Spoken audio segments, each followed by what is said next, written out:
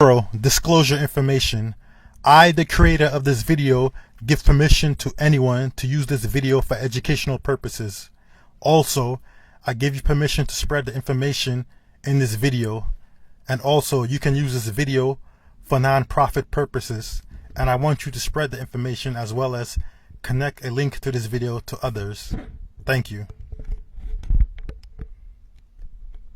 Gang stalking targeted in America. Just the facts. Now, the reason why I'm doing this video on gang stalking, also known as organized harassment, abuse by proxy, or political repression, is because I'm a victim of this crime, and also because of the New York Times article which discredits targeted individuals, which are people who are victims of this crime, which is sponsored, sanctioned by the state and government, which is a crime that violates their human rights as well as their constitutional rights. Also, the phenomenon known as gang stalking or targeted individuals is now becoming more mainstream as more targeted individuals are exposing this crime against humanity. And I feel that the New York Times article was a way to discredit these targeted individuals. So by the time they reach mainstream or bring more awareness to this crime in public, they'll be discredited and look as crazy. I feel this is a way of the system or the government to discredit us through the media. That's why I had to prepare this video and make this, and that's why I prepared factual information on the phenomenon known as gang stalking, because of the New York Times article, which is trying to discredit targeted individuals to try to make them look crazy. And also at the same time, I feel that targeted individuals are not presenting the information properly or using the proper terms to describe what's really going on to them. So at the same time, they make themselves look crazy. But that's why I presented only factual information and the real terminology that should be used to describe this phenomenon known as gang stalking or organized harassment. Because once we present the information properly as well as the facts, we can actually expose this crime. Also, it's not just the New York Times that have been discrediting targeted individuals. Through other forms of media as well as social media, there have been a campaign to discredit targeted individuals. But I have factual information, keyword factual information, that proves everything is true, from the gang stalking, the air stalking, as well as the electronic harassment and other components of this program, which is used to violate an individual's constitutional and human rights. Also, I will show you how this form of proactive policing, whether it's done on a local, state, federal, military, or a state-sponsored proxy level, contradicts itself. I will use examples from the recent Orlando shooting to show how this program contradicts itself and how it's not meant to prevent crime, but more to entrap and agitate to create crime. Also, I will get down to the facts to let you know what this program truly is: a form of covert policing using known unethical methods to neutralize, take down, entrap, and as well as cause devastating effects on a targeted individual's life using government mediums and resources integrated into this form of policing.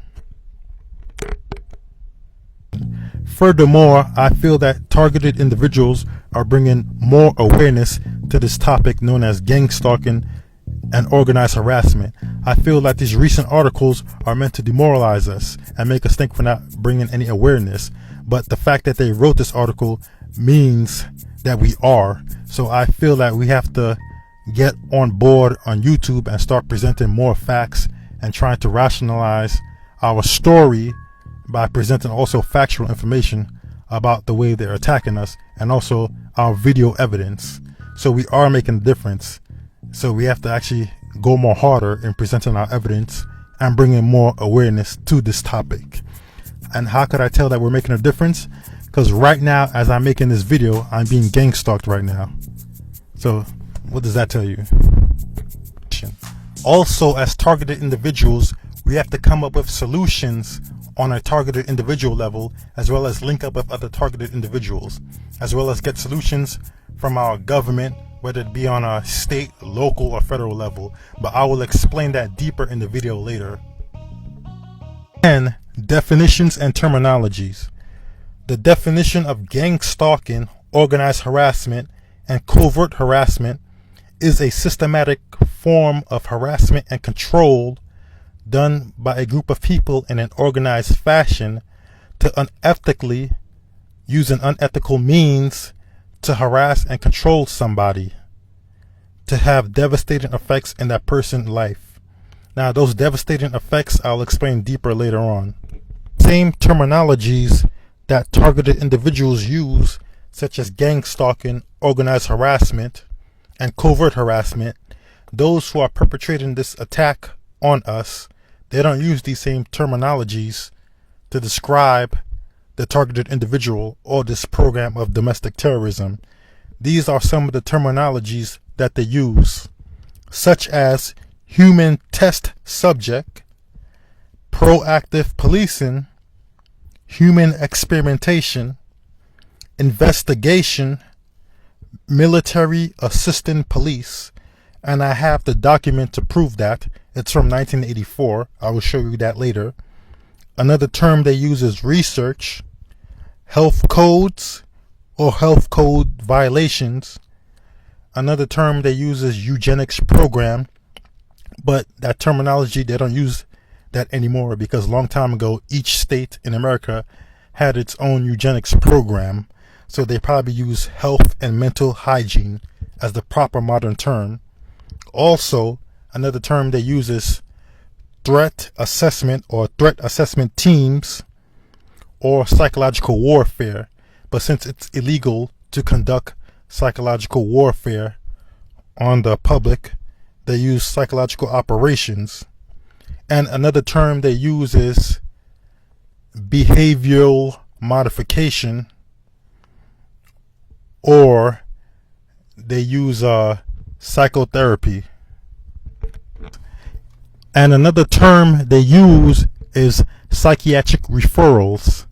And that's why a lot of targeted individuals, like when they use these terms like gang stalking, organized harassment, or covert harassment, these are not like legal terms. Like these terms that I explained that the perpetrators use, these are actually documented and legal terms. You can actually find them in legal documents, such as proactive policing. One of the definitions of proactive policing is to have a police presence to deter criminal activities. So that will explain why as soon as you walk out your house, all of a sudden police and ambulance will just zip down, and it happens more than once. Like almost every time when you come out your house, all of a sudden there's like 2 police cars zipping, just flashing their lights as soon as they pass by your house, because that's actually a form of deterring criminal activity. So obviously somebody classified you as a criminal, even though you're not really a criminal. But that's why you have to use these like proper terms, like investigation. Some agency can be conducting an investigation against you, but as soon as you use the term like gang stalking, organized harassment, and covert harassment, these are like layman's terms, like they don't hold no weight legally. And that's why when you use these proper legal terms, you can help people have a better understanding of what gang stalking is, and also have a better way to explain yourself about what gang stalking is.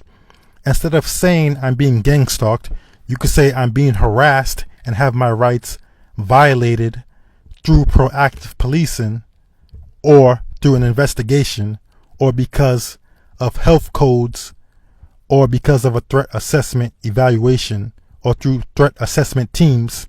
Because when people look up threat assessment teams or human experimentation, or they look up proactive policing or an investigation, these documents will appear in state documents, federal and legal state documents. And proactive policing, investigations, threat assessment teams, they do exist.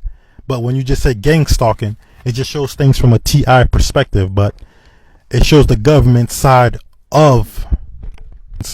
And that's why when you use these proper legal terms, you can help people have a better understanding of what gang stalking is, and you could also explain your case better and bring more awareness to it.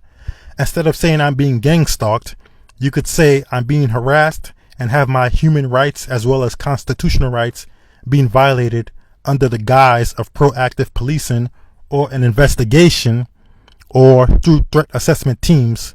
Because when you look up proactive policing, investigation, or threat assessment teams, they appear in state documents, keyword state documents, and federal documents. So that would actually prove that the federal government or the state government or local government has some involvement in you being gang stalked. And that's the proper terminology for it. And that's the problem with a lot of targeted individuals. Like, we're using these like layman terms, and these terms don't hold no weight legally. So instead of using these terms like gang stalking, we got to start using these proper terms, because these terms appear in legal documents, federal, state, and local legal documents. Also, when you look up proactive policing, you'll find that the tactics that are used in proactive policing are similar to the tactics that the perps use in gang stalking. That also applies for threat assessment teams. There are many people who are wondering why they've been gang stalked for so many years. If you look up threat assessment teams, you'll realize that they could decide for how long they want you to be on this watch list or this threat assessment list. Also, if you look up human experimentation, they could actually conduct experimentation on you if you consider it a threat to yourself, and also health code violations too. Like, all these tactics that these proactive policing, investigation, and health codes and threat assessment teams use, they are similar to tactics of gang stalking. But when you keep saying gang stalking, all you get is the TI perspective. But when you say proactive policing, or threat assessment teams, that's more valid. Like, you can actually look at the documents for these government procedures, and they describe the same thing that the perpetrators use when they gang stalk the targeted individual. So that's why. And then you match the documents together to prove that. Also, one more proper terminology that the perpetrators of this attack use are occupational health codes. Keyword occupational health codes. Look that up, because when you look that up, you realize most of these programs are being done by the state. A few of them are actually being done by the federal government, and some are rarely done by the military, and also some can be done by proxies, which are sponsored or sanctioned by the state, federal government, or the military to do such. I'll explain later in this video. Now, the purpose of gang stalking, those who sanction and sponsor the attack or declare this attack on you, they want you to either become homeless, commit suicide, be institutionalized, or in jail, or they're using you for behavioral modification study, or to discredit you, or to leave you destitute, or to kill you in a way that cannot be traced to them. And they do this through provocation, trying to set you up, controlling and interrupting your life to guide you to do something outside of your nature. And they do this through provocation by constantly. Now, gang stalking attacks many aspects of a targeted individual's life, such as financial. One financial attack is to make you lose your job by having people who already work there coerced or persuaded to harass you or mob you, or to cause little trouble with you at your workplace. Or they can insert people there for the sole purpose, under the guise of an investigation, or to keep an eye on you, to mob, harass you, or psychologically abuse and harass you, or to spread slander and defamation on you covertly. And another way they financially attack you is to have you spend money repelling this attack, such as moving or buying equipment, such as to protect yourself from the electronic harassment and other forms of attacks and other various financial attacks to stress you out financially. Gang stalking also attacks the social aspect of a targeted individual's life. This is done by damaging the relationships of friends, family, and associates of the targeted individuals. This is done by spreading slander and defamation about the targeted individual to his friends, family, and associates. It can be done the other way around by spreading false information to the targeted individual about his friends, family, and associates to him. This in turn will make the targeted individual not trust anybody. This is a way to isolate the targeted individual, and thus in turn, if the attacks are severe, the targeted individual will in turn not trust anybody and isolate himself or herself. In turn, you do the perpetrator's job for free, and that's what they want you to do. Gang stalking also attacks the physical aspect of a targeted individual's life. One way this is being done is through microwave or directed energy weapons. These devices can cause pain and physical trauma to the targeted individual. I will explain this later on in a deeper manner in the video.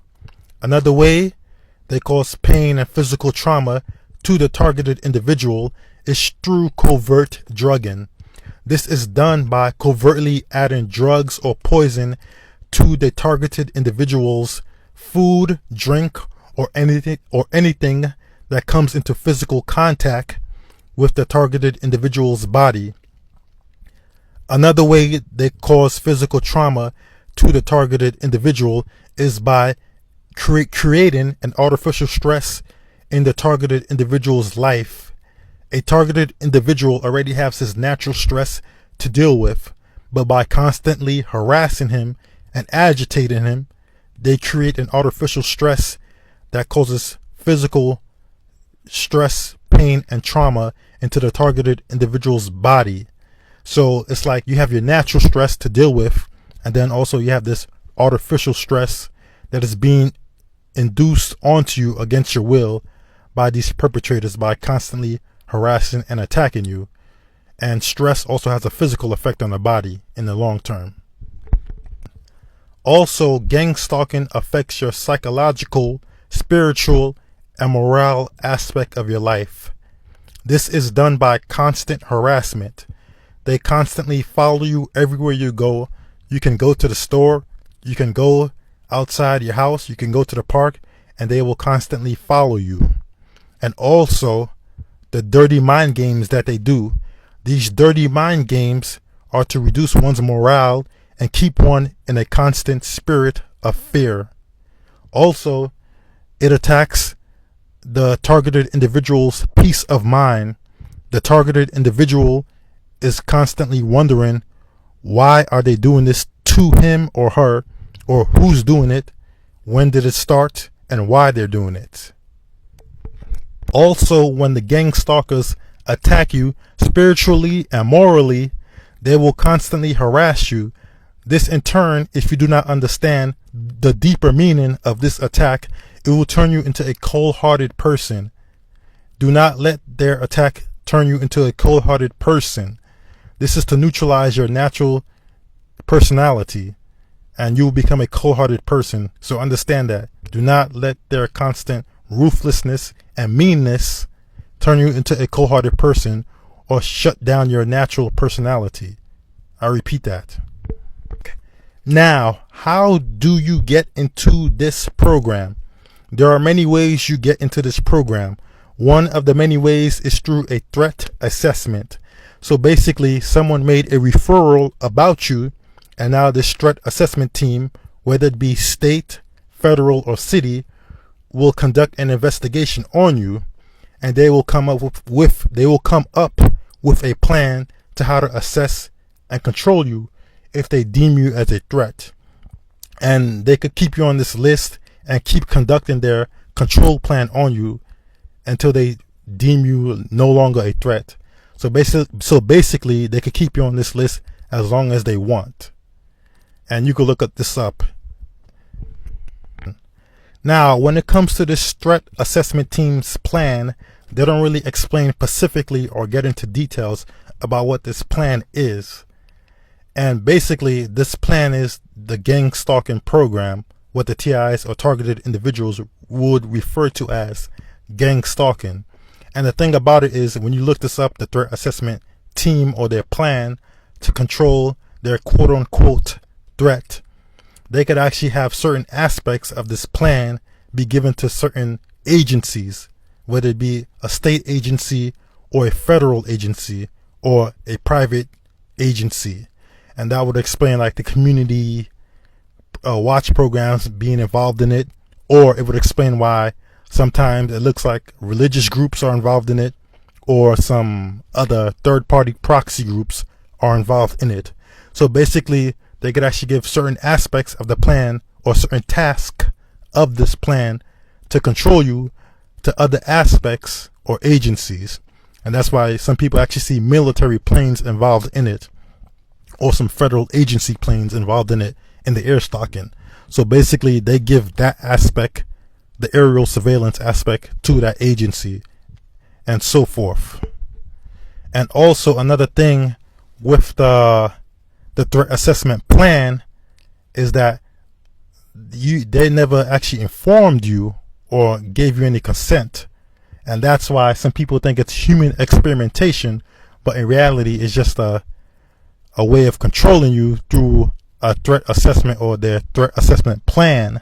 So it can't be deemed as a human experimentation, but the same things that could be conducted in a human experimentation can be conducted, but under the guise of a control plan from this threat assessment team. And that's how they loop around the human experimentation. And the thing about it is, they're not going to send you a letter or saying that, oh, we're assessing you, because why would they inform the quote unquote threat that they're doing this to you? You see? Also, another way to get into this program is through health codes or occupational health codes. Because by law, if they deem you as a threat, a quote unquote threat, they have the legal right to actually warn any place that you go to or you're going to work into in advance that you're deemed a threat. So basically, and they could also do this on a community level, like they could go in your community and any place you go and warn these people in advance that you're a threat, even though you're not really a threat. And also they have like people in the local community who are assigned to go to these places to inform these people, or in other situations they could actually go into these locations to keep an eye on you under the guise that you're a threat, because you're under the occupational health codes as being deemed as a threat or on a watch list. Another way you can get into this program is being a person of concern, because they can also conduct an investigation on a person of concern, or the police can report you or add you to a list to watch you, or have a community group watch you. Now, another way you can get into this program is as a child. Yes, as a child. You can be referred to this program as a child through the school system, the medical system, either through the medical system from a health condition or a psychological condition. And as you get older, you get bumped up onto a higher list, either the state threat assessment list or the federal threat assessment list. And they actually will deem you a threat to yourself, because based on the health, school, or psychological referrals that you had when you was a child, and they assume that you might be a threat later when you become an adult. So that's why they put you on this list, and they can keep you on indefinitely. I'll explain this further on later in the program.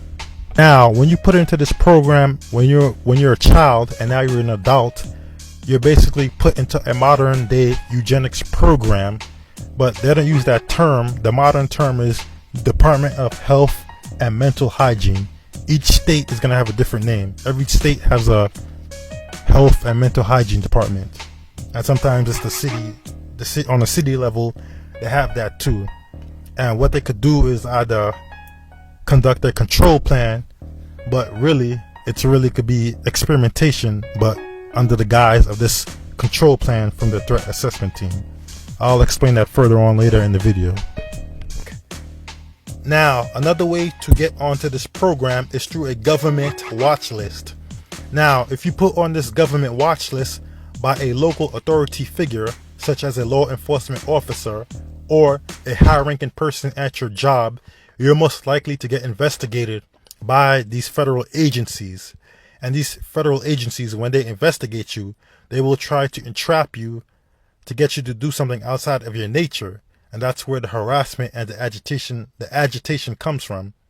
Or they could use the guise of an investigation to conduct all these tactics that are used in gang stalking. Now, another way you can get into this program is through referrals. And one form of referral is known as a involuntary admittance. So basically, someone could put you into a psychological institution against your will for up to 72 hours. And this could be done by either anonymous people reporting you, family members, or the police reporting you.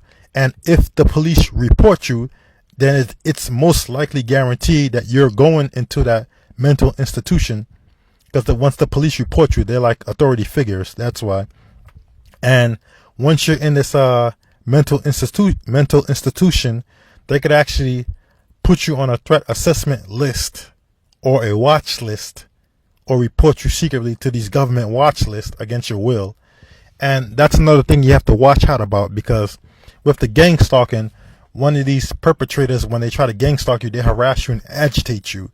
And then when you try to defend yourself, you will look like you're crazy. And that's the trick about it. They want somebody who's not a gang stalker to see that. And when to them, it looks like you're acting crazy, but because they don't see the harassment, they don't see the covert harassment, and then they report you, and then you end up in a mental institution from a legitimate non-gang stalking person. So that's the trick you got to watch out for. I'll explain that later deeper in the video. The reason why the gang stalkers are attacking you this way is for many reasons. One reason is for plausible deniability. There's no way this attack can be really traced to them or can be proven, but with time and patience and spreading the word, it will, and soon it will reveal itself. And another way they attack you this way is because they're trying to slow kill you. The slow kill makes it look like you just naturally broke down and eroded from psychological destruction. And it makes it look like you just naturally like broke down, but really they attack you this slow so the liability could look like it's on you. And that's why they do it year after year after year after year. And this is a form of psychological warfare, like after all these years and years and years. So basically, it looked like you just naturally broke down. And also, this is a way to villainize you and make you look like the villain, so they could justify in controlling you or attacking you. So now when the police try to set you up, they could just make it look like, oh, you were just a natural nutcase or anybody. And through the discrediting campaign, they could just make it look like, oh, you know, you're a bad guy, you're a villain. I'll explain this deeper. Now, this is how they disguise the attack. They disguise the attack either through an investigation, or they say you're a threat and you need to be monitored or surveillanced, or through the Patriot Act and anti-terrorism laws, or they just say you're crazy and you need to be watched, or they lie and say like you're mentally ill or disabled. Now, there are many components to gang stalking, organized harassment, covert harassment, or political repression. One of the many components are gang stalking, electronic harassment, remote neural monitoring, covert drugging, and psychological warfare. The tactics that gang stalking, covert harassment, organized harassment, or political repression use are many. I will explain them from first the gang stalking level, then the electronic harassment level, then the psychological warfare level, and then the covert drugging level. Now, the gang stalking aspect of the attack consists of being followed by people, vehicles, or having people in front of your house waiting to stalk and harass you, or by air, which means by planes, helicopters, or through tracking devices, which means they could actually put tracking devices on your vehicles or persons, and through other means. I'll explain that later.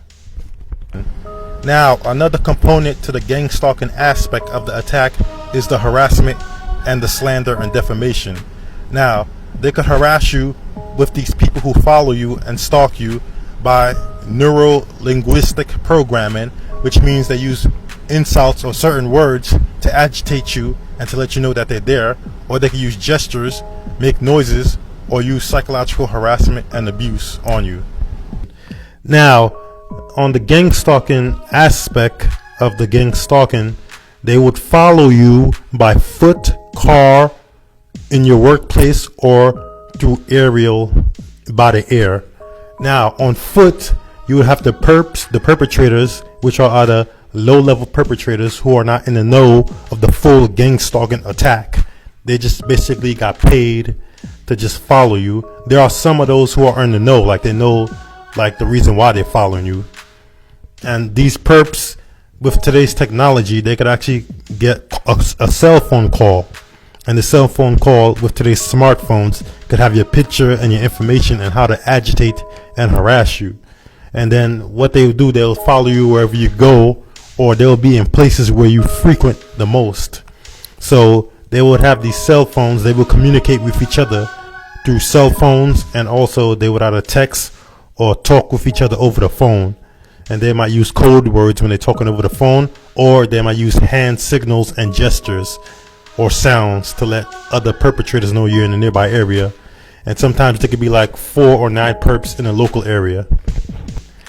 Now, when the perps work in groups to stalk and harass you and agitate you, they might be a team leader, someone who's observing the attack. And he's not going to be the one who's engaging in the harassment and agitation or the provoking. He will have the other perps. He will move them around. He'll communicate with them. And then he'll instruct them on what to do and how to do it. Or he'll give them the signal when to do it.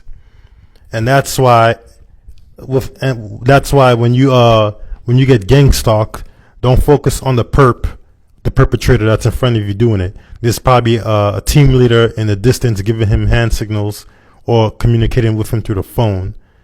Remember, they're trying to make it look like it's all these people harassing you or the whole environment is against you, but that is not true. So do not fall for that. Now, the perpetrators will also follow you by vehicle or car. So basically, when you're driving your car, the perpetrators will follow you, and what they will try to do is to block you with their cars when you're on the road, or they will try to get you into an accident. Or a convoy of perpetrators will surround your car and follow you and psychologically harass you. They would also try to get you in an accident or bump their cars into your cars so they could get money from your insurance and try to set you up so they could get money from your insurance. Also, police and ambulance will engage in the vehicle harassment of gang stalking. Basically, they will use their vehicles and to wait till you coordinate when you leave a store, or all of a sudden a police car or an ambulance will be parked in front of the store, or they will race down the street as soon as you come out the store. Also, what the police and ambulance will do with their cars is when they get close to your cars, they will beep their sirens and flash their sirens, and soon after they pass away from you, then they will turn off their sirens. So also with the perpetrators, they would stage accidents on the side of the roads. And another thing the perpetrators will do is that as soon as you drive down the road, they had the opportunity to make a U-turn, but as soon as you get in close proximity, that's when they want to do a U-turn. And this is an attempt to stall you. so the other perpetrators could set up in the road in advance. So as soon as you would try to go down straight, the perpetrator will block you by pretending to make a U-turn. Also, with their vehicles, they would use psychological abuse to harass you with vehicle gestures. So basically, like, they will leave their trunk open, or they will have their trunk open, and as soon as you come close to their car, they would slam the trunk closed, or they will bend down near their car to sort of psychologically glitch you, so you could focus your attention on them. And also, when you're about to turn, what they would try to do is have somebody run on one side of your car, and another person try to run on the other side. This is in order to distract you, to put fear in you, to make you think you're about to get into an accident. Like, you almost could have hit this person, but you was focused on this other person while the other person was coming at the other side. So this is another tactic they use. They will try to make you get into accidents. And also, when you in a road, and instead of going into the turning lane to turn, the perpetrators will turn right in front of you when your intention is to go straight. They don't go on the turning road. They will like loop around you, and this could get you in an accident. So be careful when you're on the road. These perpetrators, they're relentless, and they're backed financially by the government. So the government will reimburse them for any financial car damages, but the government is not going to reimburse you for any car damages. And also, with the vehicle harassment, the perpetrators will try to vandalize your car. They will try to vandalize your car, and they would like put glass on the floor where your tire would land in front of your driveway. And also, if you start to notice after being gang stalked, you have some car engine troubles or stuff like that. Yeah, that's them doing their work. And also, they will try to break your windows. So park your car in front of your driveway, or park it where there's a street lamp. The perpetrators are relentless, and this is also a form of financial attack, because maintaining a car costs money. So the perps will try to damage your car, or as soon as you get paid, what they would do, the same day that you get paid, all of a sudden your car breaks down. So now you have to use the money to fix this car from breaking down. So that's what the perpetrators will try to do with the vehicle harassment or any car damage. Also, with the vehicle harassment and car harassment, the gang stalkers would also use vehicles to harass you, psychologically harass you. Like, for example, they use color vehicles to harass you. With certain people, with certain targeted individuals, they use different colors based on their resources that the perpetrators have. For example, they would also use certain types of vehicles with certain signs to harass you. I'm not going to say the colors, because some targeted individuals are sensitized to colors, but you know this tactic that I'm talking about. Also, they use city and utility vehicles with certain names and signs to harass you. As soon as you walk out your house, they would do a circle or a U-turn, or they would set up and post up a large convoy of police cars at a store that you usually frequent. This is to let them know, this is to let the targeted individual know that he's being watched. Now, another way they could follow you to harass you is by air stalking. Yes, the gang stalkers and perpetrators would use planes and helicopters and other aerial crafts to harass you. The purpose of this is to scare you, to make you think that you're being followed for a bigger and deeper reason. So now when you go tell other people that you're being followed by helicopters and planes, which is true, they will not believe you, because they would say, why you? Now, this tactic is also a form of psychological harassment, but the purpose of the air stalking is to also follow you. Like, for example, you would be walking down the street, and all of a sudden you would see like a helicopter or plane up in the air at a distance, and as soon as you look up to take a picture of it, it would move very fast and move away.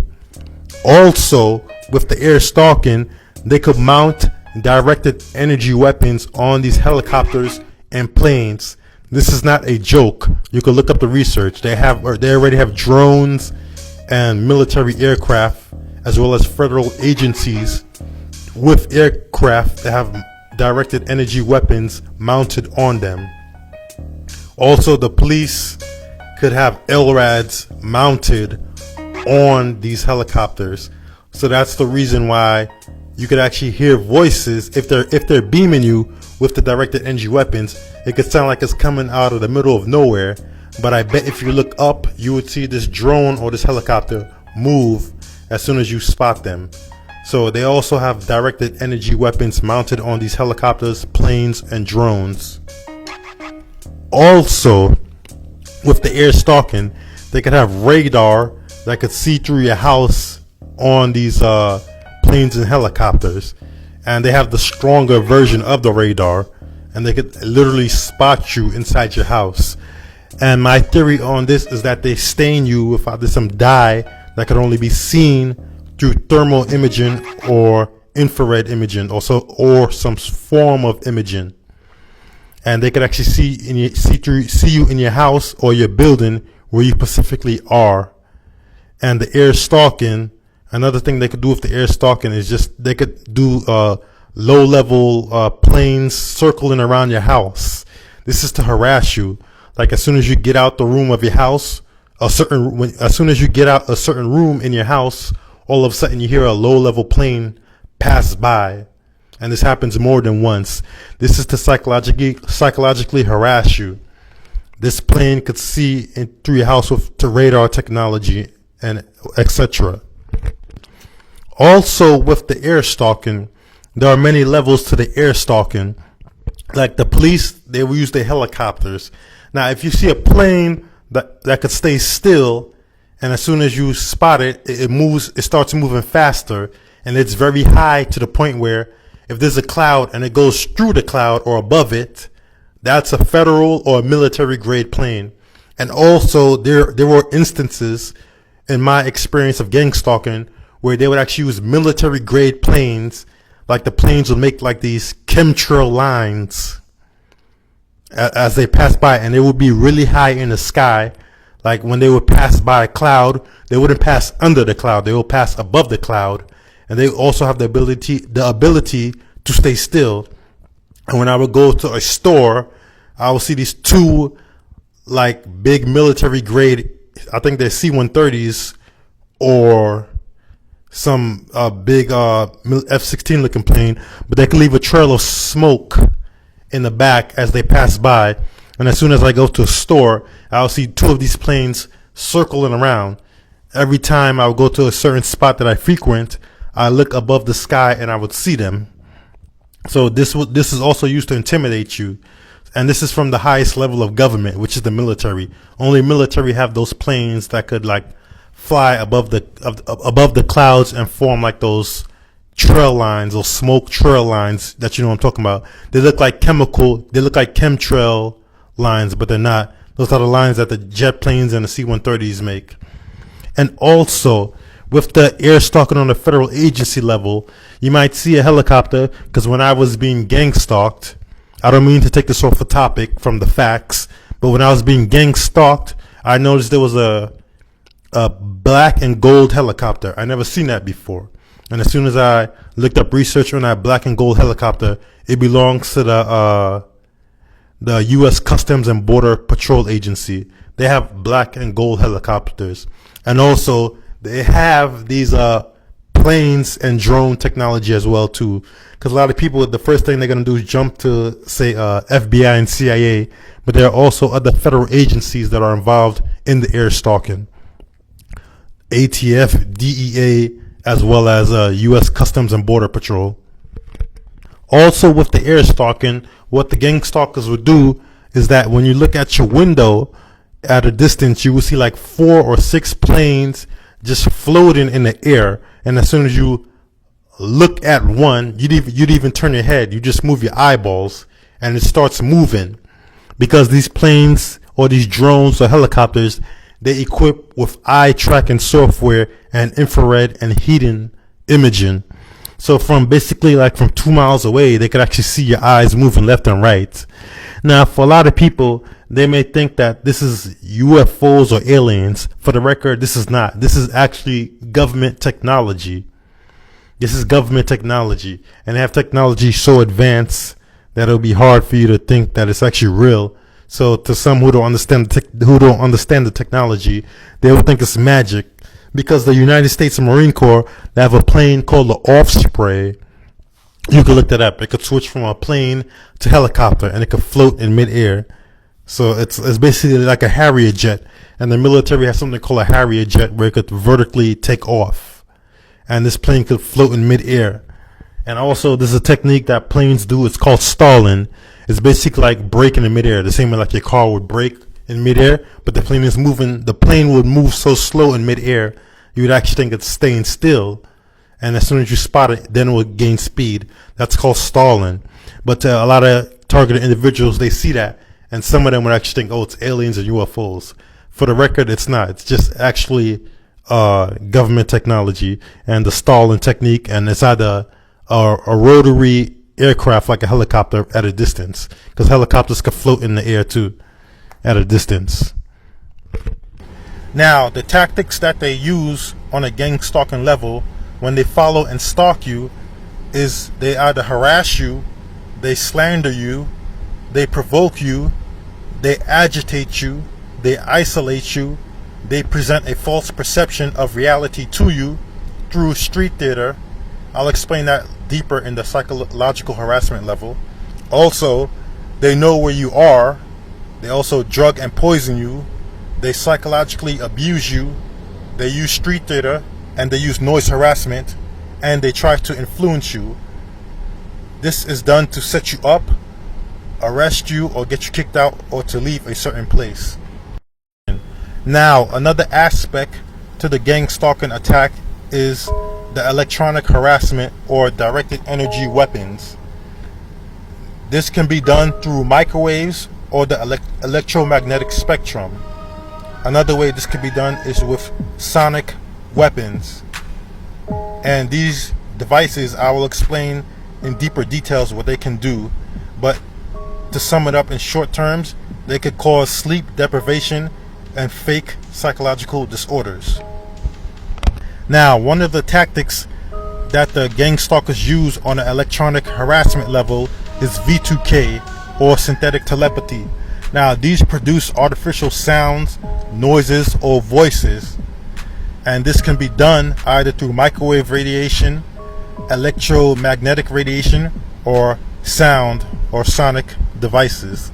Now, the purpose of V2K, or synthetic telepathy, is to cause sleep deprivation in the targeted individual, put the mind in distress, confuse the targeted individual, or to try to influence the targeted individual. Also, to mess with the cognitive process, or to make you think other people said what you heard. Now, another aspect of the electronic harassment level of gang stalking is using microwaves, ELF, or electromagnetic radiation weapons, also known as directed energy weapons. They could use these weapons to either influence the emotional state of the targeted individual, cause sleep deprivation, make the body restless. Also, they can use these directed energy weapons to radiate a certain part of your body, either while you sleep, or if one of the perpetrators have a portable version of these devices and use them, which are very rare and hard to acquire, the portable versions of these devices. Also, they can use these directed energy weapons to cause stinging sensations in the body or painful headaches. Also, they could use these directed energy weapons to increase suggestibility, hinder cognitive functions or biofunctions. And they could also cause long-term health effects in the targeted individual.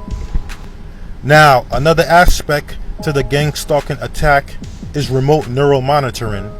This can read bioelectric signals, such as from the brain or nerve transmissions. Basically, when your brain sends a message to a certain part of your body, it sends an electrical signal down the nerve. Also, it's used to study your bioelectric signals as you respond to certain situations and reactions. Also, they use remote neural monitoring to augment other components of the gang stalking attack. Basically, they could coordinate it with the gang stalking aspect and the electronic harassment aspect, as well as others I will mention later. Also, the remote neural monitoring could be used for dream manipulation, or thought manipulation, or emotional manipulation. Yes, it can be done with technology. I'll explain that deeper in this program. Now, one of the many aspects of remote neural monitoring is how it's actually being done. Now, to the contrary, a lot of you think they could actually like see what you see in your eyeball and hear what you hear in your eardrum. That is not true. I will tell you how they do this. Basically, they have meters, sensors, and implants. They could either use either one of the three or all three in conjunction to get information of your bioelectrical information. There are various meters. These meters can be implanted in the nearby area. They can be implanted on objects nearby you, or they can have portable devices, or they can have devices implanted onto you. Now, with the remote neural monitoring, they have various meters and sensors that can pick up different types of information. For example, they have sensors and meters that can pick up vibrational information. Like when you walk or take a step, you produce vibrations on the surface of the floor or the wall. Also, they have sensors and meters that can pick up motion information. I'm sure you see this motion detectors in these bathrooms nowadays. When you walk into the bathroom, the light automatically comes on. That's a motion detector. Also, they have sensors and meters that could pick up heat information. So if the temperature increases or the temperature drops, a meter or sensor can pick that up. Also, they have bioelectric meters. So basically, when any electrical device, whether it be organic or electronic, it could also pick up that information and data when electricity is being activated. Also, they have sound meters. So when sound is produced, they have meters and sensors that could pick up that information. For example, the clap on. When you clap your hands, the light automatically comes on. That's a sound sensor or meter picking up that information. Also, they have cameras. Yes, cameras. They have cameras implanted in the area or nearby or in portable devices that are picking up your information. And these cameras could pick up various data information like your speed and your velocity and how you move. Also, they have radar sensors and meters, and also they have this thing that you can see through walls. It uses radar technology to see through walls. You can look that up on the computer. The police have something like that, and the military. It's a through the wall radar. Look that up for more information. Also, they have pressure meters and sensors. So these meters or sensors can pick up pressure information, like tension, like when you squeeze your fist, or some pressure is applied to the wall, the floor, or any area in the room. They can pick up that information. Also, they have eye tracking sensors and meters. So basically, they could be tracking your eye movements through these sensors and meters, and they could pick up the eye information because the eye moves very fast. So only a computer with eye tracking software and information can do something like that. They have this technology. Also, they could also use a plain and simple sensor and meter, which is just people observing you, and these people could relay the information over the phone to these people who then coordinate the gang stalking attack. These are the type of sensors and meters that are being used. So the trick to remote neural monitoring is to make you think they could actually read like your brain and stuff, but really they're not actually reading it in real time. They're just using these sensors and meters, whether they're portable, implanted, or put somewhere in the nearby area. Now, with the remote neural monitoring aspect, once they receive all your bioelectric or biological information from these sensors and meters that I just described, they then in turn record this information on a computer or whatever database they have, and then in turn they record it as a preset. So say, for example, if you're looking at your favorite food, like for example, say a hamburger, and they record either your sound, your vibrational, your bioelectric information of how you react to the hamburger, then they store it on the computer and database. So they have it stored So say if you're not near a hamburger, but you're thinking about it, your brain waves, whether it be or this information from the sensors, like say your sound, motion, and vibrational information, is going to react in the same range. Like say when they pick up your data information of the when you was experiencing the hamburger, say the meter read at 420. So now you're thinking about the hamburger again, and the meter is going to go off at 420. So they know whenever it goes off at 420, they know that you're actually thinking about the hamburger. Now, I'm not saying that they actually do it by this number code, but that they just basically record your biological information, bioelectric information, and that's how they do it. So now, say if you're thinking about something you like, and the meter always shows up at 320. So now you're in a different location and you're thinking about this. They see on the meter that the bioelectric meter goes off at 320, so they know you're thinking about something you like, and that's how they try to attack you, because they know you're thinking about something that you like because the meter goes off at 320. See, that's how it works. So they're just recording your information through these meters and signals, and then they're using it against you, and they could give you the illusion that they're reading your mind, but they're really not. Now, the purpose of this remote neural monitoring is to monitor your bioelectric signals. It's also used to stop you from thinking deep thoughts or long-term thoughts. Like say when you get into a thinking mode, they can use these sensors and meters to detect that you're either thinking a deep thought or long-term thought. Like when you think deep thoughts, your eyes, they move in a certain way.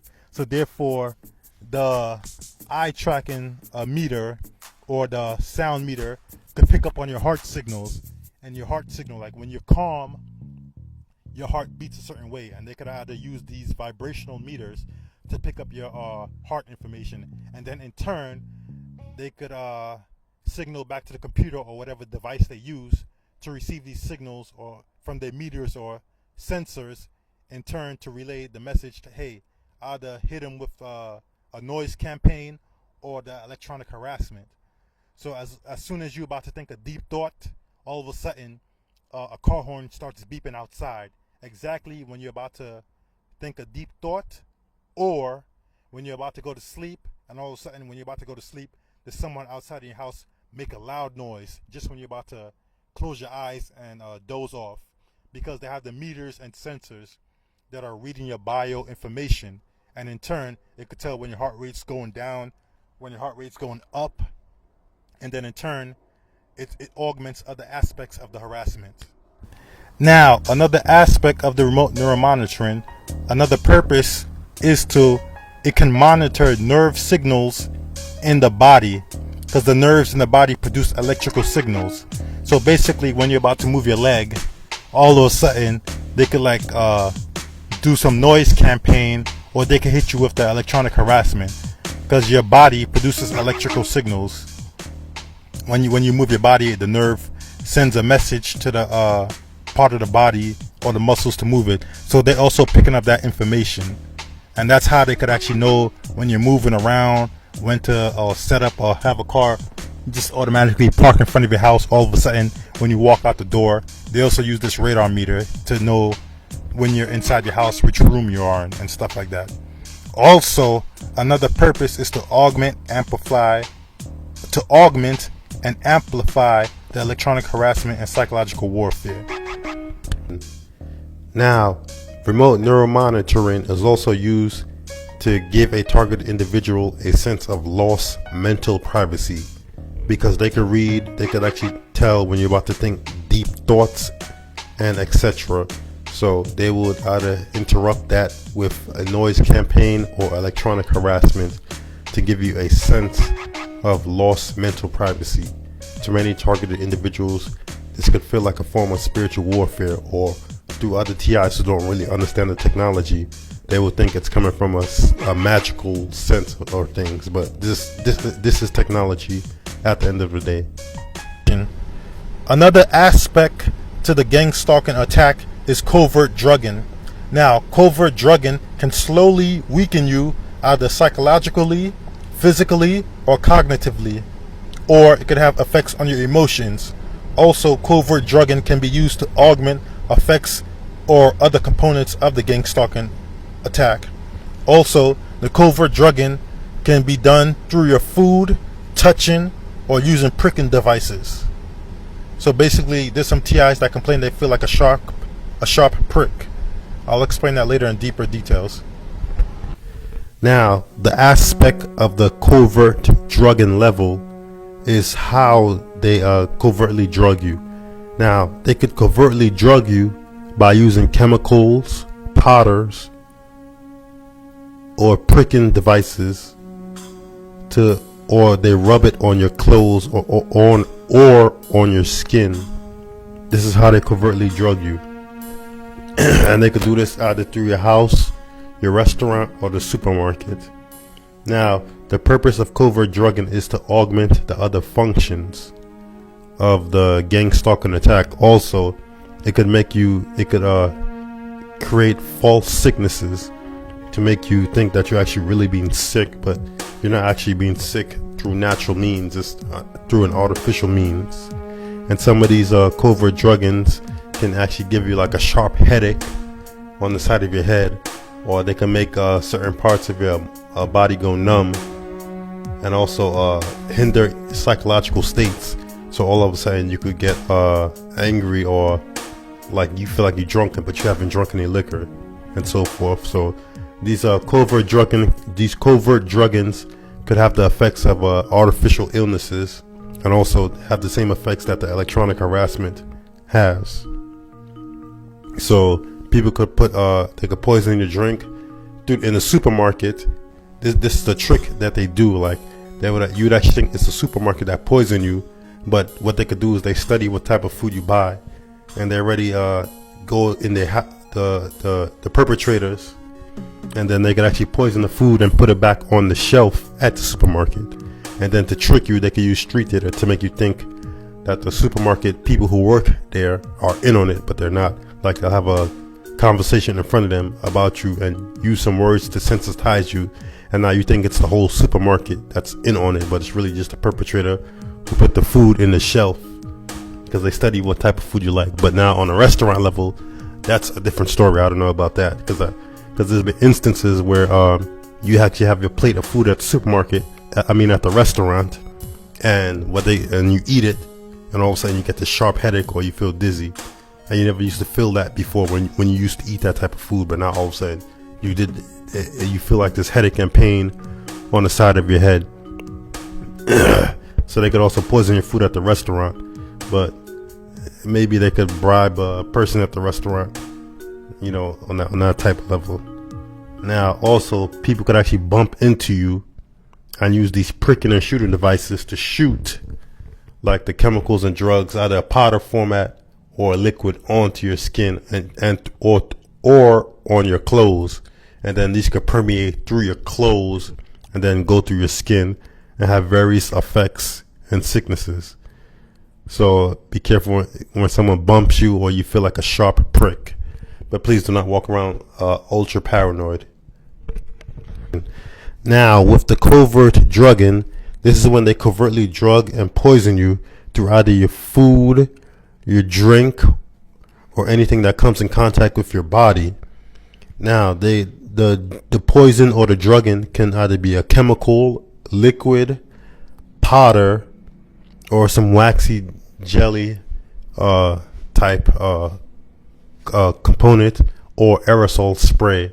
Now, how they administer these drugs or poison is either through shooting or pricking devices, or they rub it on your clothes or on your skin, or they put it in your food.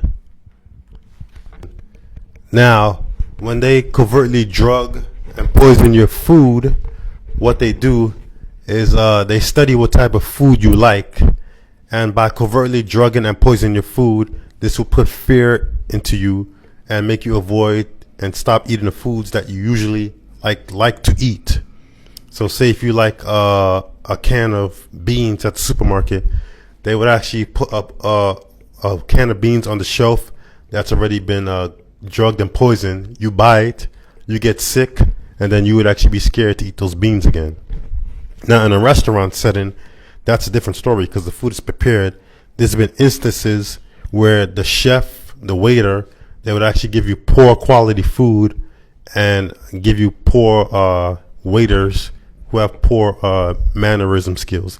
They do this intentionally, and this is to show like that they have control of your life on a intimate level, even to the point where we control your food and what you drink. And also they could also covertly drug and poison your water. So buy stuff that are sealed. But if you're trying to eat healthy, what you do is you buy your fruits and vegetables at a supermarket, because it's harder to poison food at a supermarket. So this is what they do. This is to put fear in you. Like we could terrorize you on any level of your life, even your food. And that's the way to control you, to let you know that we have this intimate control of your life on every level, from your eat, sleep. And that could really terrorize a targeted individual in the early stages. So please do not be alarmed. Eat healthy. This is a way to also discourage you and stop you from eating healthy, because most healthy foods are not packaged, they're fresh. So this will discourage you from eating healthy, and then you would start eating like packaged, processed foods, which are not healthy for you in turn. And once they see the change in your pattern of eating, they would eventually try to poison even your packaged food as well. So please do not be alarmed, or do not be shocked. Now, another aspect to the gang stalking attack is psychological warfare. This is basically the backbone or the core of the gang stalking attack. The purpose of the psychological warfare is to constantly put you in a state of fear, confusion, or hopelessness. It also consists of no-touch torture. Also, the purpose of psychological warfare is to attack you covertly in public without others knowing so, or this attack is occurring. Also, the purpose of this psychological attack is to turn your environment and everyday stimuli into your enemy. Again, I will repeat this because this is very important. The purpose of this psychological attack is to turn your environment and everyday stimuli into your enemy. Also, to get you falsely diagnosed with a psychological illness that you don't have, or to artificially induce a psychological illness onto you. Also, it's to make you snap, go crazy. And another aspect of the psychological warfare is to amplify the effects of the other components or aspects of the gang stalking attack. Also, to reduce cognitive functions and your autonomy. And one more thing is to focus your attention only on the attack. So now, psychologically, you're only worried about the gang stalking and the harassment every day, all the time.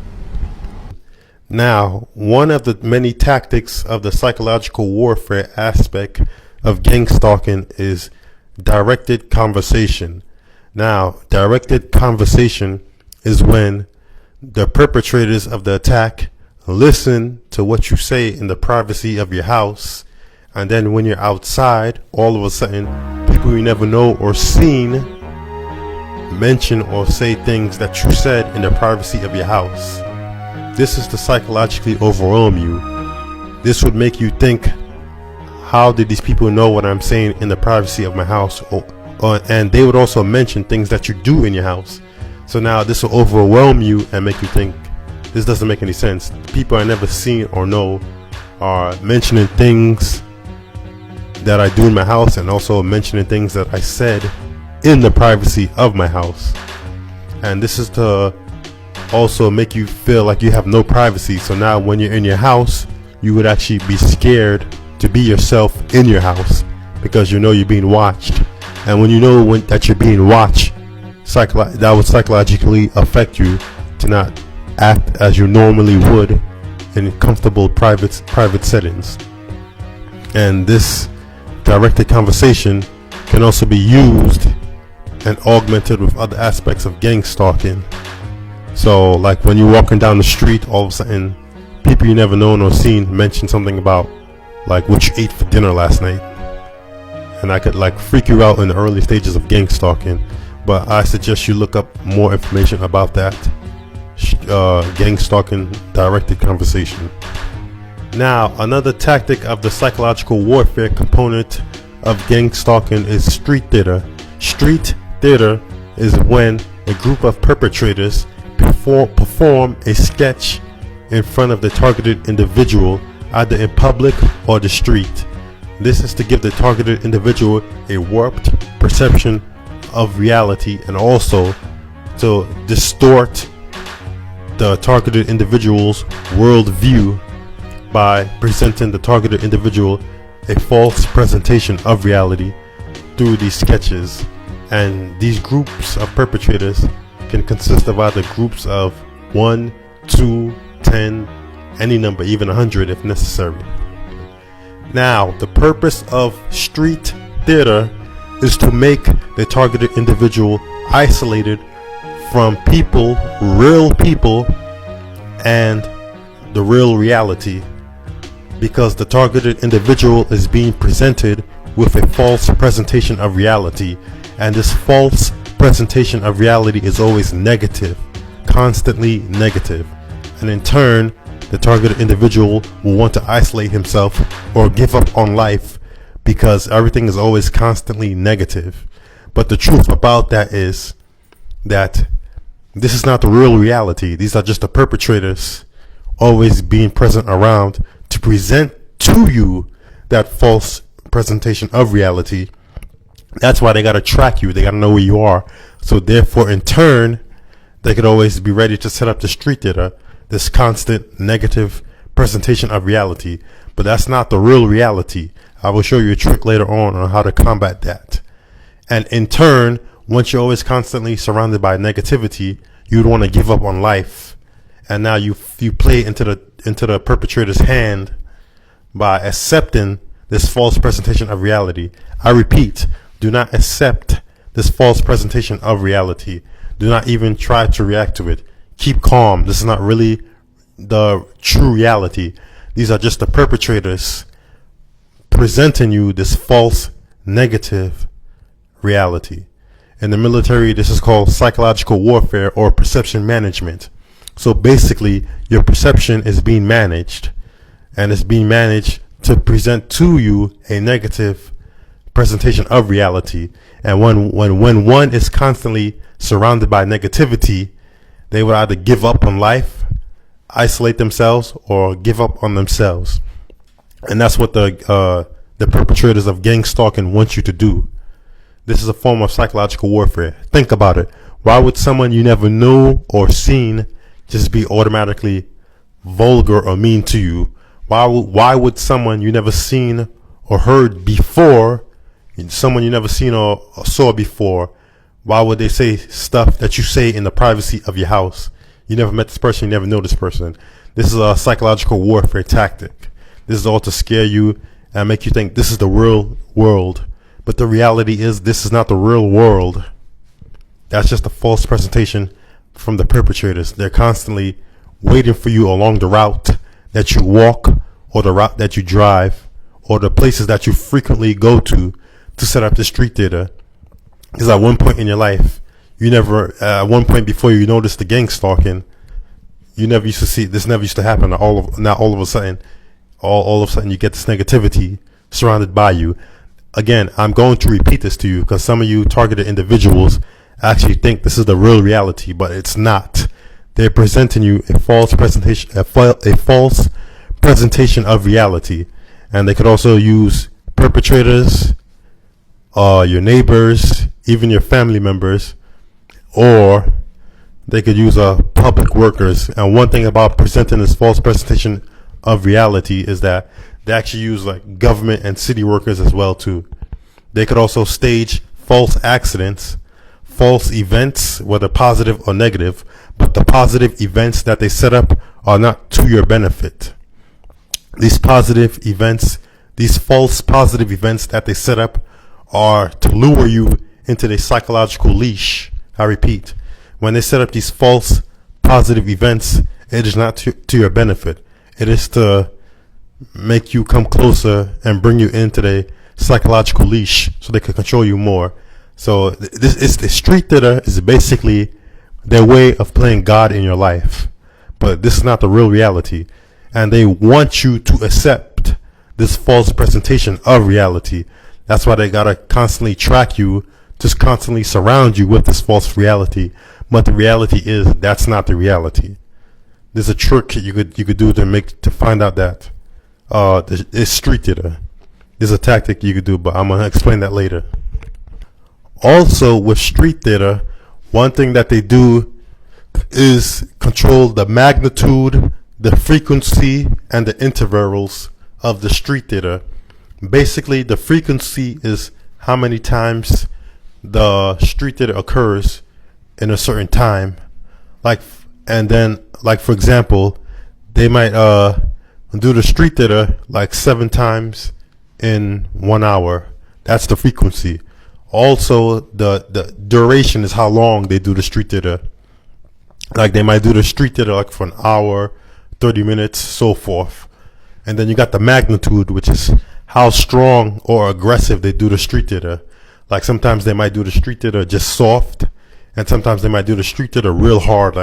All of a sudden one day you get attacked with the street theater real hard. In the early stages of gang stalking, they would really hit you with the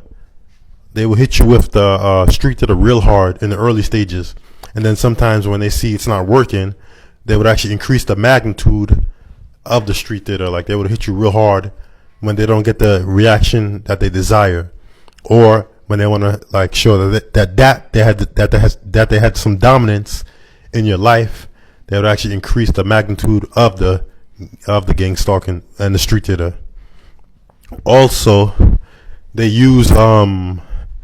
also use police, ambulance, and firefighters in the street theater, and even military vehicles. They have helicopters that will follow you, and there'll be some helicopters, whether it be police helicopters, federal agency helicopters, to go in the street theater. This is to overwhelm you. This will overwhelm you to make you think why all these firefighters, ambulance, why they following me for?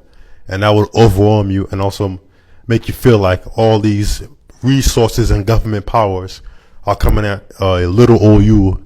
So this is also to overwhelm you. And also they also use other state agencies too, and government workers as well. Also, with the street theater, it's also meant to discredit you. When they use the government agencies such as the military, the government, the police, the ambulance, and other high-ranking government agencies, this is to overwhelm you. So when you explain your case to somebody would be okay, you're just a regular person. Why would all these police, government, ambulance, and federal agencies waste their resources on you? And that's the whole point of the street theater, when they use the police and the military aspect of it.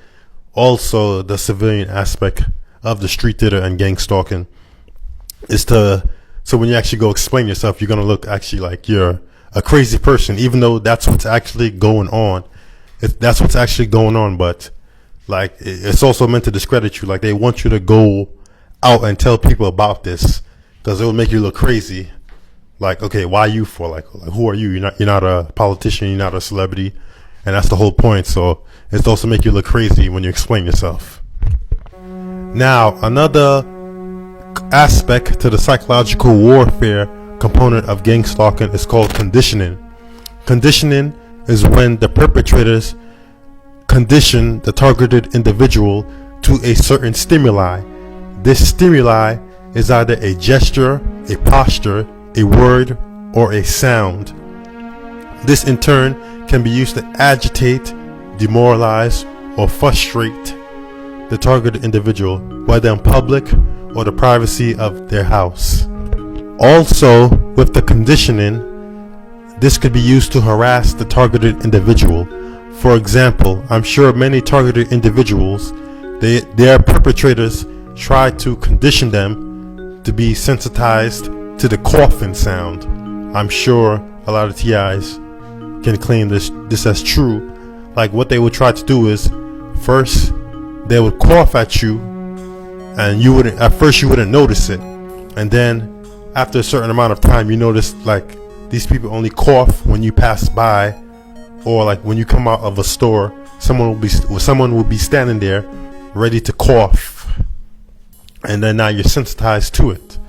So now when you walk by, someone could just cough, and that's their way of trying to harass you. So now when somebody really coughs, this is not a perpetrator coughing, just a regular person coughing. So when they cough, you'd actually think they're actually a targeted individual, and that's the whole purpose. Like when they sensitize you to a certain stimuli, the perpetrators will try to sensitize you to a stimuli that is an everyday stimuli.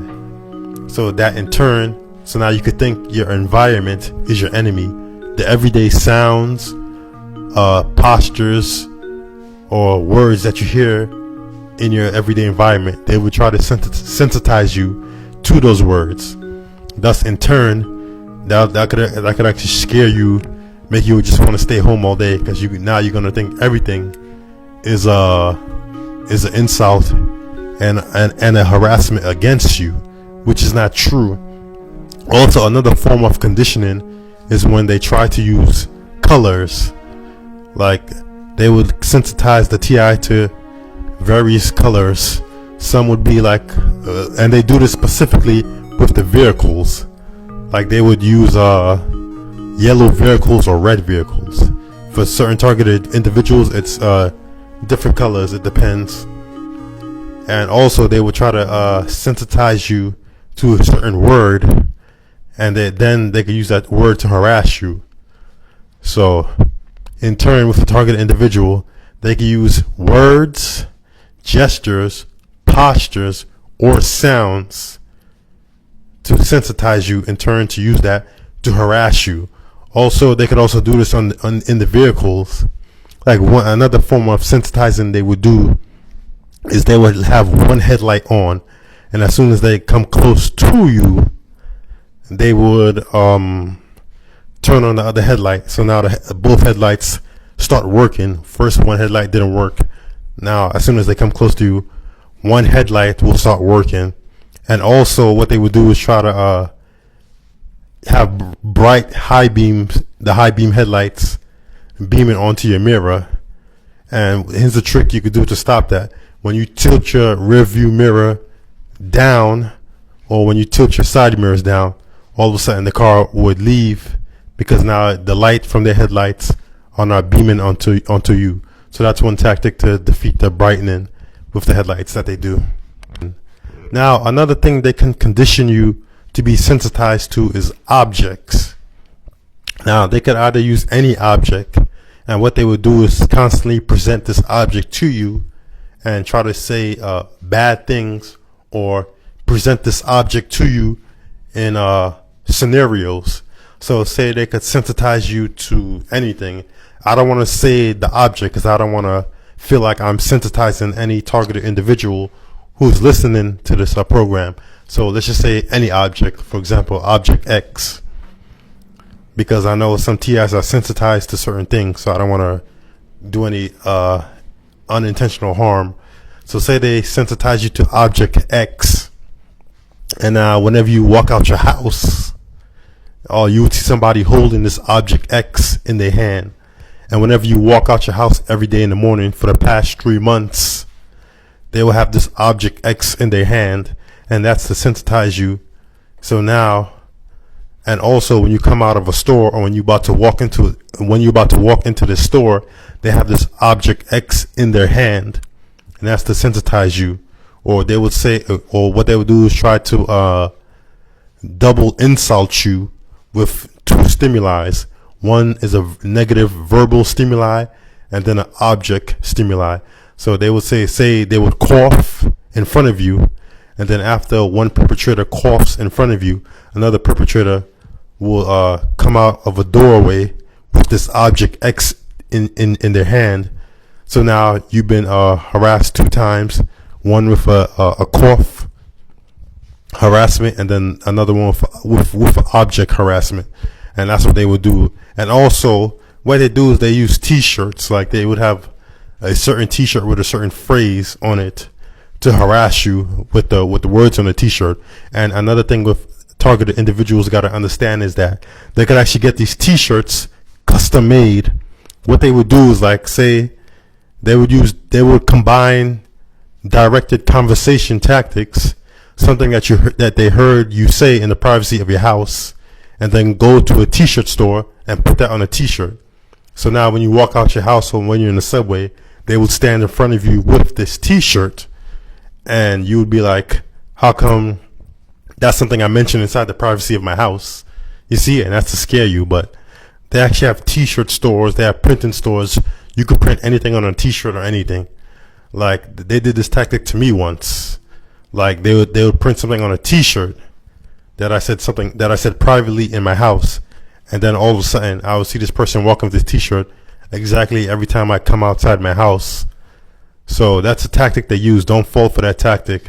Also, they could use vehicles and put fake signs on the trucks.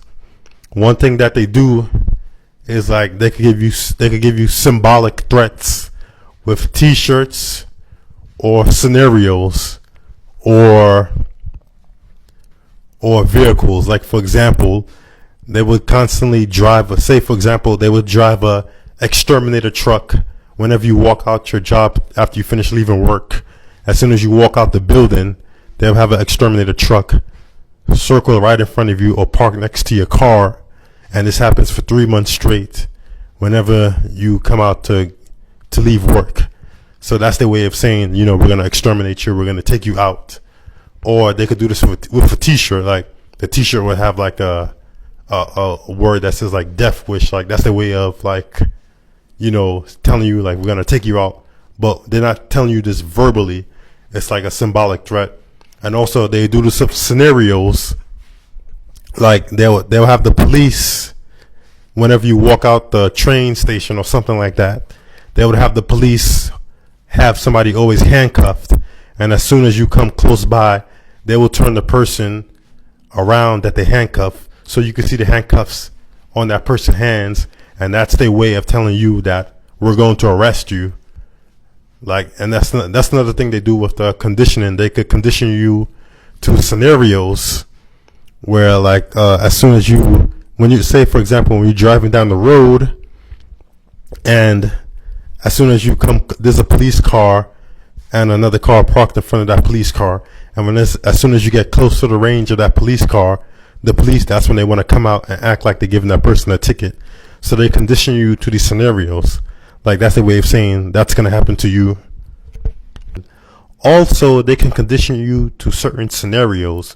Like, for example, say whenever you walk out of a food store, there's always a lady, like, spanking her child. And you notice, and whenever you go to any food store, as soon as you come out the store, this is just an example. Whenever you come out the store, there would always be like a lady spanking her child, and she would say, "I told you, you better listen." So that's a way to, like, let you know that they're watching you, and, like, they're trying to control you. Like, they're trying to tell you that you don't listen. So that's the one thing they use. They use, like, these symbolic scenarios to, like, give you a warning that, hey, we're watching you, or this is what's going to happen to you. Now, another tactic of the psychological warfare aspect of gang stalking is that the gang stalkers, they study you and they build a profile on you, because before anybody goes into combat, they study their enemy. And to the gang stalkers, you, the targeted individual, you are their enemy. So they have to study you. There was a phase where they never, like, engaged you in any gang stalking attacks or any severe gang stalking attacks. They surveil you, they study you for a long period of time to see what you like, what you do, how you act. And in turn, they build, like, an attack plan or some plan to manage you or destroy you or control you or even take you out a slow kill way. And with that's why some people realize that, some targeted individuals that realize that the gang stalking just didn't started recently. When they look back into it, it actually started like a few years even before that, when they even started noticing the real deep attacks. Like, sometimes there'll be some mild attacks from like 3 years ago, but you didn't realize it at the time that those were actually gang stalking attacks. Now, I'm not saying everything is gang stalking attack. Is a gang stalking attack, but the gang stalking started long before you even realized it, and that's what a lot of targeted individuals have to know. And where this tactic of studying the targeted individuals come from? It actually comes, the origins of that is from the FBI, psychological profile. Because the FBI, they started doing psychological profiles back in the 1980s. Like they try to map out the psychology or the mental state of a suspect or something like that. But even before that, like a CIA, any investigative agency, before they go in, even the military, before they even go in on an enemy, they study them first. They just don't go in. So that's what actually is being done to the targeted individual. You're being studied and analyzed first before they even hit you with any severe gang stalking attacks and stuff like that. Now, another tactic that the gang stalkers use on the targeted individual is manipulation. There are 4 or 3 types of manipulation.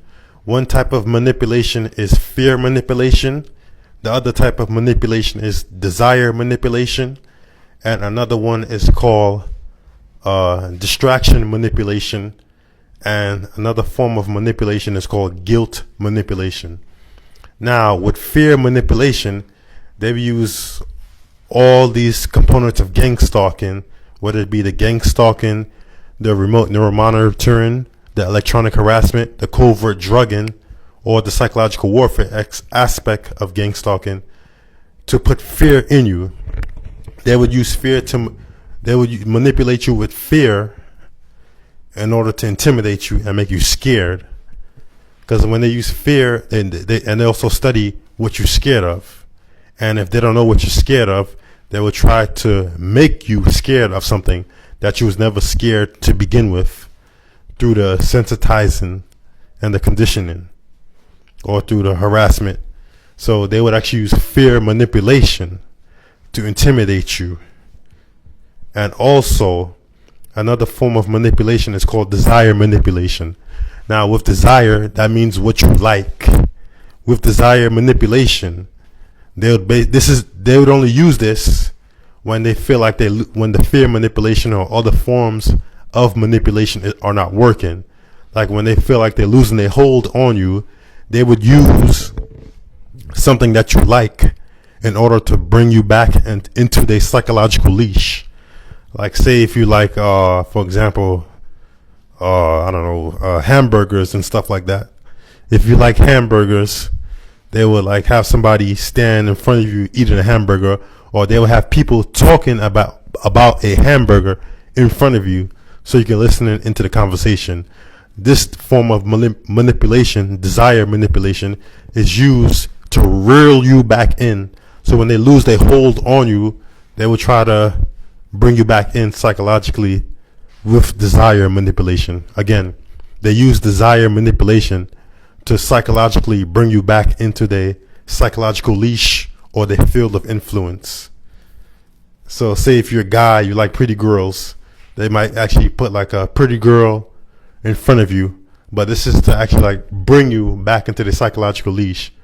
And also with desire manipulation, they could actually invert that around. So say if you like something, they could actually in turn use fear manipulation to make you hate or fear something that you like or desire. So say if you used to like hamburgers, now they could actually make you hate hamburgers or even make you fear it, because they could actually in turn use it to sensitize you in an adverse way to hamburgers.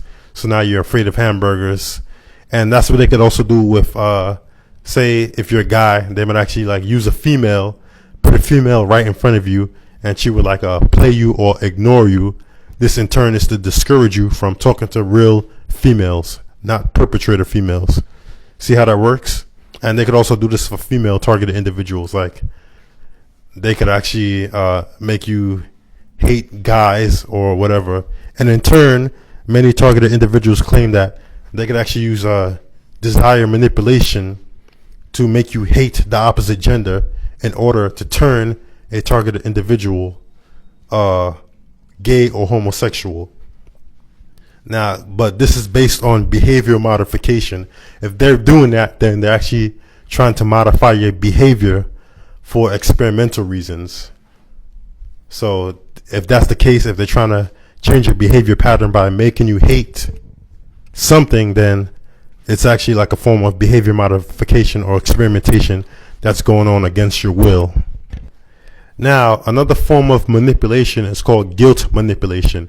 And guilt manipulation works in two ways. The first one is they would actually try to make you feel guilty or try to justify the gang stalking based on something that you did bad in your past or something that you did in your past. Like, say, for example, you did something in your past bad, and then the gang stalkers will try to trick you and make you think that this is the reason why you're being gang stalked. Now, here's a trick with that. Do not believe that at all. The gang stalkers would they would actually find out that you did something bad in your past, and then in turn use directed conversation to announce that to you, that, hey, this is the reason why you're being gang stalked. And then in turn you would think that, oh, this is the reason why I'm being gang stalked. But that's not true. Do not fall for that trick.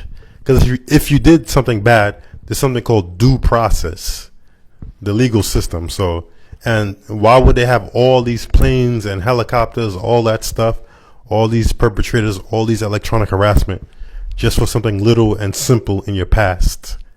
So do not fall for that. So don't fall for that trick whatsoever.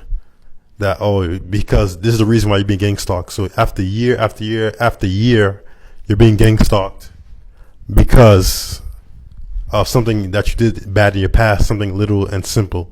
Do not fall for that again.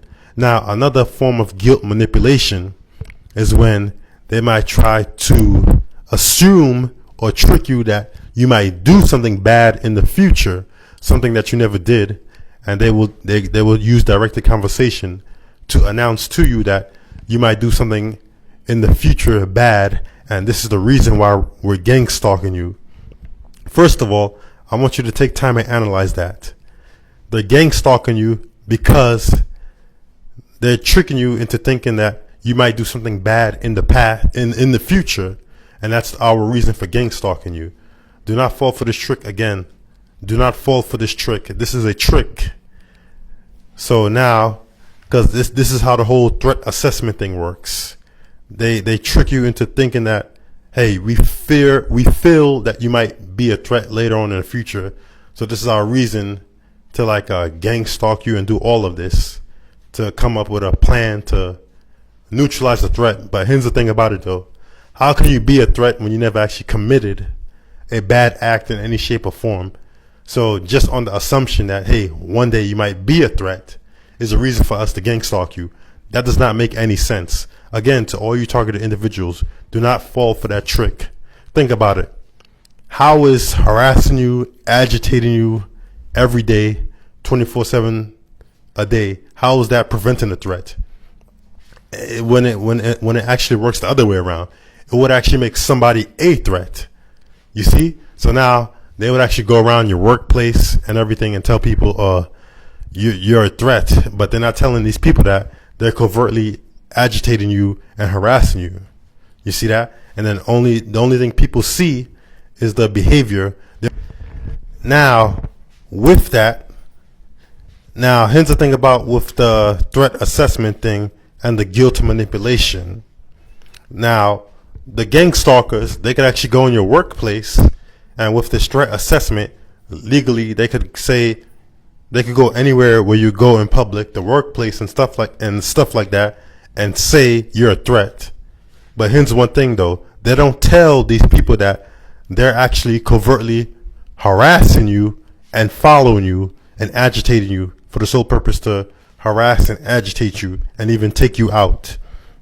Now, these people, these genuine, real people who are not a part of the gang stalking, they don't see the covert harassment. They only see you, they only see your reaction to it, and your reaction to it might be, you look angry, you look depressed. So now when these gang stalkers go around and tell these people, you're a threat, they're looking at you like, oh, why are you so angry and stuff?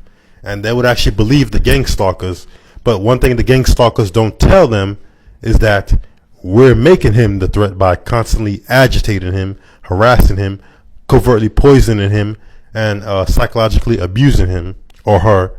See? So now they're tricking everybody that you make contact with that you might be a threat in the future, but they're not informing these people that they're the ones who are actually, messing with you.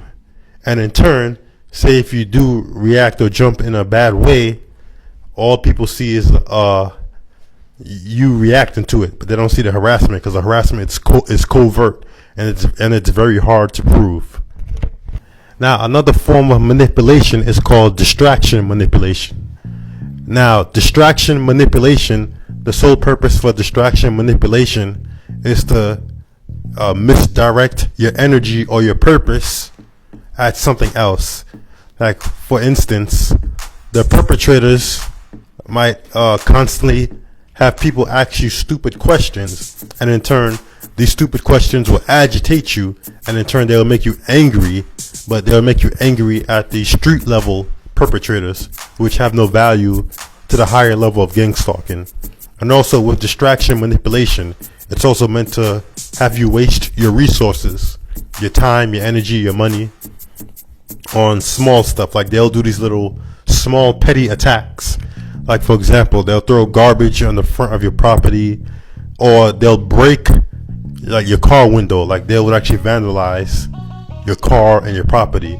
This in turn is to distract you financially. So now you're wasting your money on buying like car windows because they vandalize your property and stuff. And also with the distraction manipulation, it's also meant to have your energy or your attention focused at something else. So now just the gang stalking attack in itself as a whole is a form of distraction manipulation, because it's distracting you from your real reality and your real purpose by putting this artificial, false, negative reality in front of you, which is fictional, courtesy of your government, whether it be state or federal agency or both in conjunction, to present to you this false presentation of reality to keep you occupied with a negative, false reality.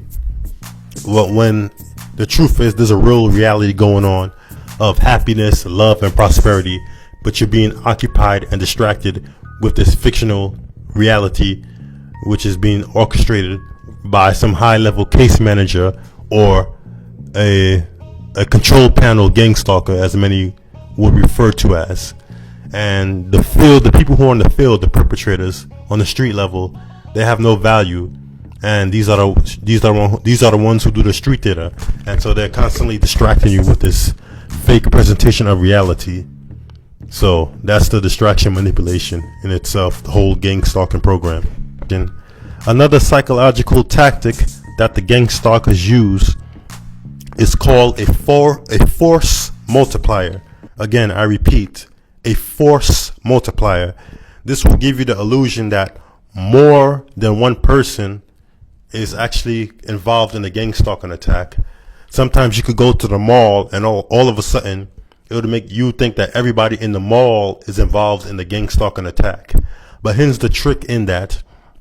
What they do is they know the route that you're going to take around the mall, or the real perpetrators of the gang stalking, they take certain positions at points of the mall.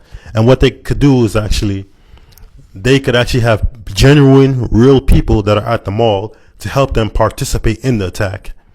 And as soon as you pass by, they will give this real, genuine person a hand signal, and then this real, genuine person would actually do like a gesture or say a word that they sensitize you to, and in turn you would actually think this person is a gang stalker. But the reality is this person is not a gang stalker, and this person does not know that what he just did was meant to hurt you.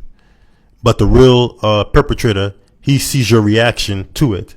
And now if you get into a fight or argument with this person who did the posture, who's not a real gang stalker, but he was just instructed to do the posture or say the word that you're sensitized to, he's just standing at a distance watching you reacting in a negative way, and then in turn he could actually get these real genuine people to call the police on you, or even help him in the future with the gang stalking. And that's the illusion of a false multiplier. Now, there are some cases in the early stages when they could actually bring like 20 or 40 perps. The more perps they bring to conduct street data or the harassment, they have to get these low level people, like, and they pay these people less. Like the gang stalkers that are actually like organizing the gang stalking and coming up with the plan, those are the ones that get paid the money. The ones on the street and in the field, they get paid less. And there are some street level gang stalkers who are in the know of the plan. And then you got the ones who are just instructed, like all they just do is like, they just supposed to do this and that. They don't actually know like the whole deeper plan and stuff. And these are the low level gang stalkers that get paid like peanuts or crumbs, basically. So that's the illusion of a false multiplier. They can make you think that everybody's in on it, but the reality is not. And sometimes it could just be 4 real gang stalkers involved. But if you're in the subway, they could have if each of them could get 4 people, 4 real people who are not gang stalkers to participate in it. So 4 times 4 would be 16. So now they would actually give you the illusion that there are 16 people involved in your gang stalking, but the reality is that it's only 4 genuine, real gang stalkers that are involved in your harassment, but they got 4 people each to help them in the gang stalking. But these people might not even know that what they're doing is meant to hurt you and stuff. So there's really 4 genuine gang stalkers in the area, but they had 4 real people who are not gang stalkers participate in the attack, whether they know it's directed at you or not. So, but now you think it's actually 16 people, but that's not true. So they also do this illusion of a false multiplier. So be aware of that. Also, there are many and various types of psychological tactics that the gang stalkers use. The list goes on, but I want to continue on to other segments of my factual presentation of gang stalking. Oh yeah, I forgot. Here's my email address for any targeted individual to contact me. Yes, only targeted individuals. If you have any questions about the gang stalking attack or any way, or if you have questions about solutions and reliefs to the gang stalking attack, then please contact me at this email. Now, when you contact me from email, I want you to use your real government name. Like on the letter, when you email me, put your real name and the state that you live in. That's all. I don't need your street address. I don't need to know what city you live in. Just your name and the state that you live in. And also, I need you to when you contact me on email, I need you to make the questions not very long, and I don't need to really know your life story. Now you could give me a brief description of your attack, but I don't need anything that's very long. And when you ask the questions, make the questions short and brief. I would only allow you to ask 5 questions, and please give me some time to respond to your questions. I'm not gonna if you email me one day, I probably might respond to you in 3 or 4 days. I'm not going to respond to you exactly the same day you email me, but I will contact you. So please, and oh yeah, and any targeted individual, if you feel so hopeless that you might feel you might do something like suicide or anything stupid or violent, please contact me. I do not want you to do anything stupid like suicide or anything violent. If you feel you're going to do something, if you feel you're going to do something like that, then please contact me. Contact me. But I don't want you to do anything stupid. Your life is valuable. Please don't let these cowards trick you into thinking that your life is not valuable. Contact me as soon as possible, and I will contact you as soon as possible too. But please do not do anything stupid.